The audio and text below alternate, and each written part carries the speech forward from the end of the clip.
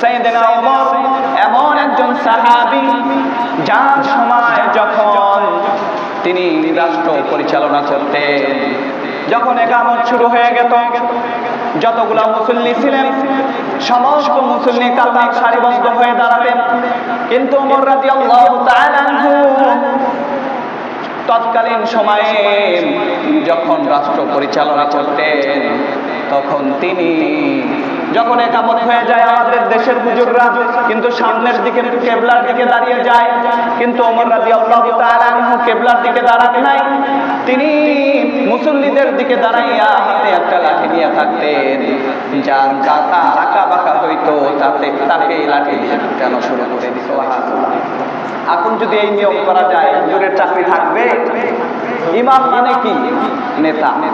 দেখুন আমাদের দেশের মন্ত্রী যারা আছে, সরকার, তারা যদি এই নিয়মটা করে, যদি নামাজের সময় হয়, আজান হয়, তখন যদি মুসল্লিদের জন্য দোকান বন্ধ না হয়, মাঠে ঘাটে কাজ বন্ধ না হয়, তারা যদি নামাজের জন্য অগ্রসর না হয়, তাদের জন্য পাঁচ বেতের বাড়ি, তাহলে কি মুসল্লি মসজিদে জায়গা দিতে পারবে?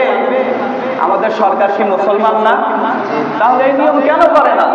ইমান নাই, ইমানের দরকার আছে না? ইমানের দরকার আছে। তাহলে কেন আপনারা এইরকম সরকারকে আপনারা তুলে দেন? আমাদের তো বুঝতে হবে, আমাদেরও তো জীবন আছে নাকি? আমাদেরকেও তো জান্নাত থেকে জাহান্নাম থেকে বাঁচতে হবে নাকি?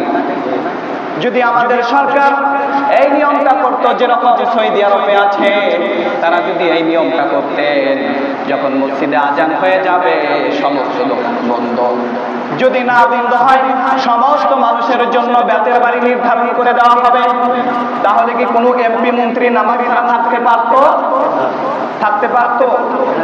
থাকতে পারতো না। কিন্তু সাহাবায়ে কেরামদের জামানায় এটা ছিল, ওমর রাদিয়াল্লাহু তাআলা আনহুর জামানায় ছিল। তারা কিন্তু দুনিয়ার মধ্যে জান্নাতের সুসংবাদ পেয়েছিলেন, তারপরেও কিন্তু আমার আল্লাহকে ভুলে থাকেন নাই। তারা মানুষদেরকে মসজিদের নামাজ পড়ার জন্য আহ্বান করেছেন, এবং শুধু তাই নয়, তাদের নামাজের জন্য মরতেও হবে এই শর্ত দিয়ে দিয়েছিলেন। সুবহানাল্লাহ বলেন। এত কষ্ট করে তারা ইসলাম প্রতিষ্ঠা করেছেন। আজকে আমরা ইসলাম পেয়ে, ইসলাম কোরআন পেয়ে কিন্তু আল্লাহ তাআলাকে মানি না, এর চেয়ে দুঃখের বিষয় আর কোনো কিছু আসে না।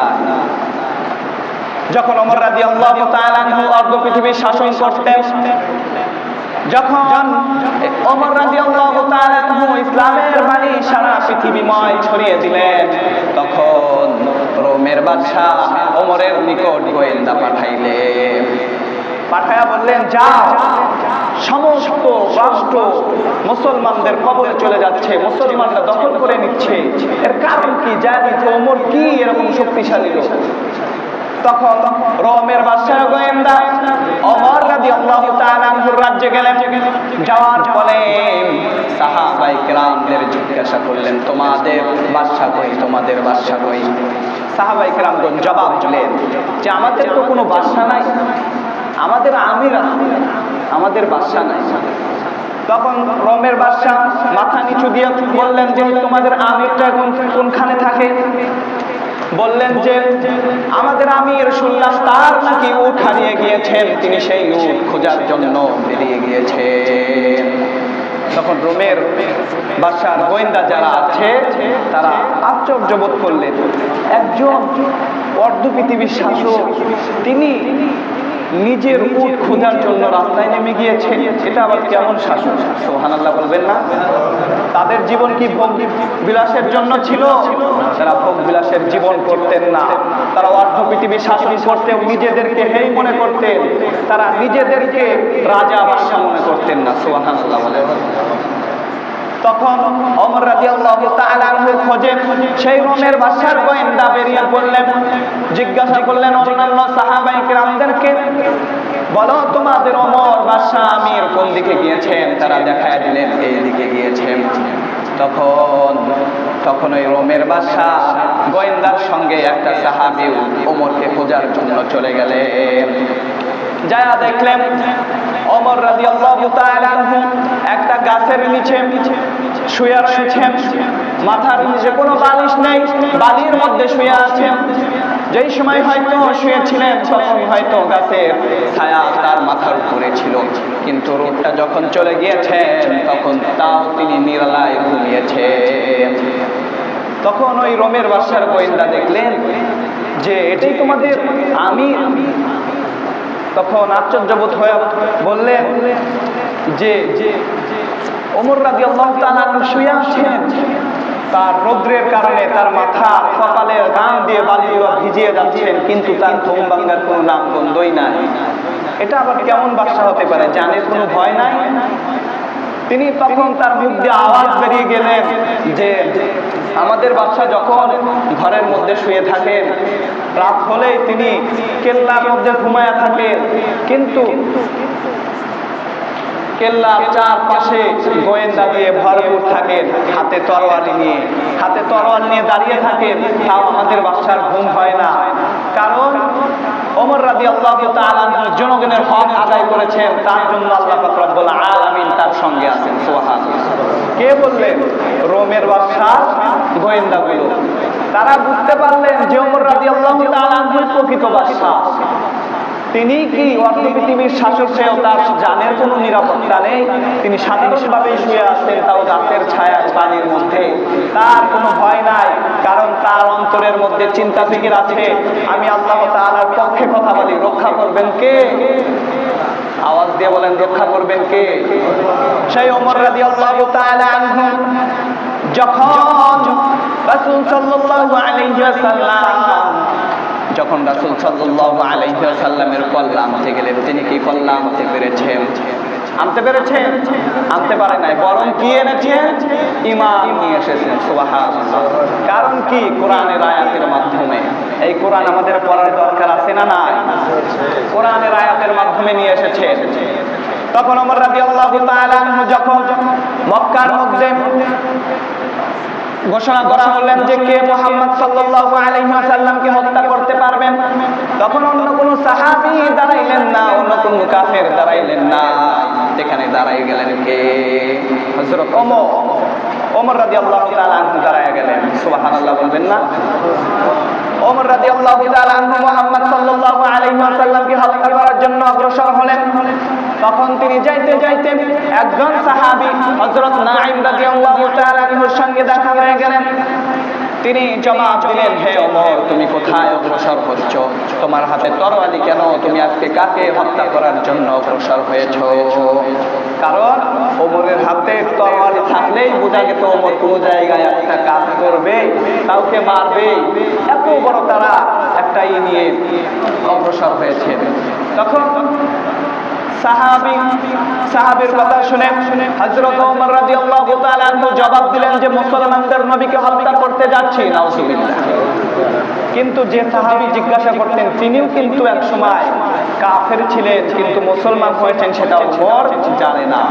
তখন তিনি জবাব দিলেন, হে ওমর, তুমি যে মুহাম্মদ সাল্লাল্লাহু আলাইহি ওয়াসাল্লামকে হত্যা করার জন্য অগ্রসর হচ্ছ, মুহাম্মদ সাল্লাল্লাহু আলাইহি ওয়াসাল্লামকে খতম করার যাচ্ছ, তোমার কি আল্লাহ তাআলাকে দেখে ভয় হয় না? তোমার কি মনে হয় মুসলমানরা কি তোমাকে ছেড়ে দিবে? বনি হাশিম গোত্রের লোক কি তোমাকে ছেড়ে দিবে? বনি জোহরা গোত্রের লোক কি তোমাকে ছেড়ে দিবে? ওমর রাদিয়াল্লাহু তাআলা আনহু বুঝতে আর বাকি রইলেন না। তিনি জবাব দিলেন, মনে হয় তুমিও ইসলাম ধর্ম গ্রহণ করেছো, আগে তোমাকে প্রথম শিক্ষা দেব, তারপর মুহাম্মদকে শিক্ষা দিতে যাব। নাউযুবিল্লাহ। তখন তিনি জবাব দিলেন, হ্যাঁ, আমিও ইসলাম ধর্ম গ্রহণ করেছি, এখন তোমার যা ইচ্ছা তুমি আমাকে করতে পারো। এই বলে দুইজনেই তরবারি বের করে দুইজনের মধ্যে মারামারি শুরু হয়ে গেলেন। তখন তিনি হঠাৎ করে বলে উঠলেন, তিনি ভাবছেন যে ওমরের সঙ্গে তো আমরা পারবো না। তিনি কৌশল খাটিয়ে বললেন, তুমি আগে তোমার ঘর সামলাও, তোমার বোন আর ভগ্নিপতি যে মুসলমান হয়েছেন তুমি কি তার খবর রেখেছো? ওমর রাদিয়াল্লাহু তাআলা আনহু সঙ্গে সঙ্গে তার সঙ্গে যুদ্ধ বাদ দিয়ে তার ভগ্নিপতির বাড়ির দিকে রওনা হলেন। তার ভগ্নিপতি বাড়ির যে যখন দরজার মধ্যে কারণ করলেন, ঘরের মধ্যে হযরত খাব্বাব রাদিয়াল্লাহু তাআলা আনহু তার বোন এবং ভগ্নিপতিকে কোরআন মাজিদ শিক্ষা দিচ্ছিলেন। ওমরের আওয়াজ যখন শুনলেন তখন ঘরের অন্তর্মহলে হযরত খাব্বাব রাদিয়াল্লাহু তাআলা আনহু লুকায়া পড়লেন। তখন তো কোরআন নাজিল হয় নাই। সেই কোরআনের পাতায় যখন একটা দুইটা আয়াত নিয়ে এসে তাদেরকে শিক্ষা দিচ্ছিলেন, সেই আয়াতটা সেখানে ফেলে রেখে গিয়েছিলেন, তার আর নিয়ে যাওয়ার কথা মনে নাই। তার বোন এসে দরজা খুলে দিলেন এবং তাদেরকে বললেন যে আমি শুনলাম তোমরা নাকি ইসলাম ধর্ম গ্রহণ করেছিলে, তোমরা নাকি ইসলাম ধর্ম গ্রহণ করেছ, আর তোমাদের ঘরের মধ্যে থেকে কিসের আওয়াজ আমি শুনতে পাচ্ছিলাম। তার ভগ্নিপতি জবাব দিলেন, হ্যাঁ আমরা ইসলাম ধর্ম গ্রহণ করেছি। ওমর রাদিয়াল্লাহু তাআলা আনহু তৎক্ষণাৎ রেগে গিয়ে তার ভগ্নিপতির উপর নানা রকম জুলুম অত্যাচার শুরু করে দিলেন। যখন তিনি রক্তে রঞ্জিত হলেন, তার বোন ফাতেমা রাদিয়াল্লাহু তাআলা আনহা ওমর রাদিয়াল্লাহু তাআলা আনহুর কাছে যখন এগিয়ে আসলেন, তখন ওমর রাদিয়াল্লাহু তাআলা আনহু তাকে কষিয়ে একটা চড় মেরে দিলেন। তখন তার বোন ওমর রাদিয়াল্লাহু তাআলা আনহুর বিরুদ্ধে বেগে বসলেন এবং তিনি জবাব দিলেন, হে ওমর, আমরা ইসলাম ধর্ম গ্রহণ করেছি, আমরা সত্য ধর্ম গ্রহণ করেছি, এখন তোমার যা ইচ্ছা তুমি আমাদেরকে করতে পারো। সুবহানাল্লাহ। তখন ওমর রাদিয়াল্লাহু তাআলা আনহু যখন এই কথা শুনলেন, তার অন্তরের মধ্যে কেমন জানি একটা ভয়ভীতি দেখা দিলেন। তৎক্ষণাৎ তার চোখ পড়লেন সেই কোরআনের পাতার দিকে। তিনি তার বোনকে বললেন যে ওই কোরআনের পাতা, ওইটা কিসের পাতা, ওটা এদিকে নিয়ে আসো। সঙ্গে সঙ্গে হযরত ফাতেমা রাদিয়াল্লাহু তাআলা আনহা সেটা হাতে নিয়ে চুম্মা দিতে লাগলেন। সুবহানাল্লাহ। এবং ওমর রাদিয়াল্লাহু তাআলা আনহু অনেক চেষ্টা করলেন সেটা নেওয়ার জন্য, কিন্তু তার কাছে দিলেন না। তিনি জবাব দিলেন যে তুমি যদি এটাকে স্পর্শ করতে চাও তাহলে তোমার আগে পাক পবিত্র অর্জন করতে হবে, গোসল করতে হবে, ওযু করতে হবে। ওমর রাদিয়াল্লাহু তাআলা আনহু অনেক চেষ্টা করলেন সেটা ধরার জন্য, কিন্তু ফাতেমা রাদিয়াল্লাহু তাআলা আনহু কিছুতেই দিলেন না। অবশেষে ওমর নিরুপায় হয়ে ওযু করে গোসল করে সেটাকে স্পর্শ করলেন এবং সেই আয়াতটা পড়লেন।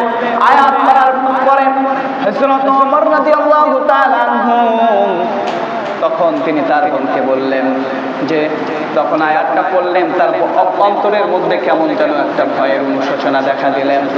আয়াতটা পড়ার সঙ্গে সঙ্গে হযরত ওমর রাদিয়াল্লাহু তাআলা আনহু বললেন, না হয় তোমাদের নবীর কাছে আমাকে নিয়ে চলো, আমিও ইসলাম ধর্ম গ্রহণ করব। সুবহানাল্লাহ। সেই সময় হযরত খাব্বাব রাদিয়াল্লাহু তাআলা আনহু ঘরে রন্ধনমহল থেকে বের হয়ে এসে তিনি জোরে আওয়াজ দিয়ে বললেন যে, হে ওমর, আমি মুহাম্মদ সাল্লাল্লাহু আলাইহি ওয়াসাল্লামকে দোয়া করতে শুনেছি।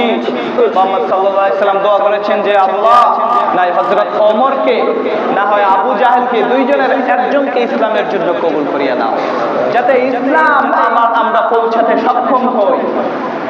তখন এই কথা বললেন যে মনে হয় আল্লাহ পাক রব্বুল আলামিন তোমার বিষয়ে কবুল করেছেন। সুবহানাল্লাহ। ওমর রাদিয়াল্লাহু তাআলা আনহু হাতে তরবারি নিয়ে মুহাম্মদ সাল্লাল্লাহু আলাইহি ওয়াসাল্লামের দিকে রওনা হলেন ইসলাম ধর্ম গ্রহণ করার জন্য। যখন মুহাম্মদ সাল্লাল্লাহু আলাইহি ওয়াসাল্লাম এবং অন্যান্য সাহাবীগণ মসজিদে নববীর মধ্যে বসে বৈঠক করতে লাগলেন, ওমর রাদিয়াল্লাহু তাআলা আনহু যে দরজার মধ্যে নক করলেন, তখন সাহাবায়ে কেরাম ওমরকে দেখে অত্যন্ত চিন্তিত হলেন এবং ভাবতে লাগলেন ওমর তো কোনোদিন বিনা কারণে আসবে না, নিশ্চয়ই কোনো একটা কারণ তো আছে। ওমর যে কোনো একটা কারণ আছে, যে কোনো একটা কারণ ঘটাবে। তখন একজন সাহাবী সেখান থেকে জবাব দিলেন, আসতে দাও, সে যদি কোনো ভালো নিয়াতে আসে তাহলে তো ভালোই, আর যদি খারাপ নিয়াতে আসে তাহলে তার তরোয়াল দিয়ে তারই কল্লা নামিয়ে দেবো। সুবহানাল্লাহ। সেটা কিন্তু ভয়ে ভয়ে বলেছেন, কিন্তু ঈমানি জোর আছে জন্যই বলতে পেরেছেন, নাকি বলে? তখন ওমর রাদিয়াল্লাহু তাআলা আনহুকে দরজা খুলে দেওয়া হলো। ওমর রাদিয়াল্লাহু তাআলা আনহু যখন ভিতরে প্রবেশ করলেন, তখন হযরত মুহাম্মদ সাল্লাল্লাহু আলাইহি ওয়াসাল্লাম দাঁড়িয়ে ওমরের দিকে অগ্রসর হলেন। যাওয়ার পরে ওমর রাদিয়াল্লাহু তাআলা আনহুর আঁচল টান দিয়ে বললেন যে, হ্যাঁ ওমর, এখানে কিসের জন্য এসেছো? তোমার মতলব কি, কি কারণে এসেছো? তখন ওমর রাদিয়াল্লাহু তাআলা আনহু যখন রাসূলের সাল্লাল্লাহু আলাইহি ওয়াসাল্লামের মুখ থেকে এই আওয়াজটা শুনতে পেলেন, তিনি আরো ভয় পেলেন। যে রাসূল সাল্লাল্লাহু আলাইহি ওয়াসাল্লাম এত আওয়াজ দিয়ে কেন কথা বলে, ভয় পেলেন এবং তার গলার আওয়াজ বন্ধ হয়ে গেলেন। তিনি ভয়ে ভয়ে বললেন, ইয়া রাসূলুল্লাহ, আমি তো এখানে অন্য কোনো নিয়াতে আসি নাই, আমি আপনার কাছে ইসলাম ধর্ম গ্রহণ করার জন্য এসেছি। সুবহানাল্লাহ বলবেন না? তখন রাসূল সাল্লাল্লাহু আলাইহি ওয়াসাল্লাম জবাব দিলেন। তিনি যখন ওমরের মুখে এই কথাটা শুনলেন, তিনি জোরে একটা তাকবীর মেরে দিলেন। সুবহানাল্লাহ। তার সঙ্গে সমস্ত সাহাবায়ে কেরামগণ তাকবীর মেরলেন এবং শুধু তাই নয়, মক্কা যতগুলা পাহাড় ছিলেন সমস্ত পাহাড়গুলো তাকবীরের প্রতিধ্বনিতে উৎসাহিত হয়ে গেলেন। সুবহানাল্লাহ। ওমর রাদিয়াল্লাহু তাআলা আনহু ইসলাম গ্রহণ করার পরে প্রকাশ্যে কালেমার দাওয়াত চললেন। যারা লুকিয়ে নামাজ পড়তে লাগছিল তাদেরকে ওমর রাদিয়াল্লাহু তাআলা আনহু মদিনায় মক্কা শরীফের মধ্যে নামাজ পড়ার জন্য নিয়ে গেলেন এবং তিনি তরবারি উঁচা করে বললেন, কেউ যদি এই কোরআনের বাধা দিতে আসো, কার এত বড় সাহস, কে কার স্ত্রীকে বিধবা করতে চাও, কোন মা তার সন্তানকে হারাইতে চাও, তাহলে সে যেন আসো কালেমার বিরোধিতা করতে। সুবহানাল্লাহ। তাহলে ওমর রাদিয়াল্লাহু তাআলা আনহু কত বড়, প্রথমে কি ছিলেন কাফের, তারপরে কি ইসলাম ধর্ম গ্রহণ করলেন শুধু একটা মাত্র আয়াতের কারণে। তার জন্য আমাদের কোরআন পড়ার প্রতি গুরুত্ব দিতে হবে কিনা বলেন? আমরা সকলে কোরআন পড়তে রাজি আছি ইনশাআল্লাহ। আল্লাহ সকলকে তৌফিক দান করুন।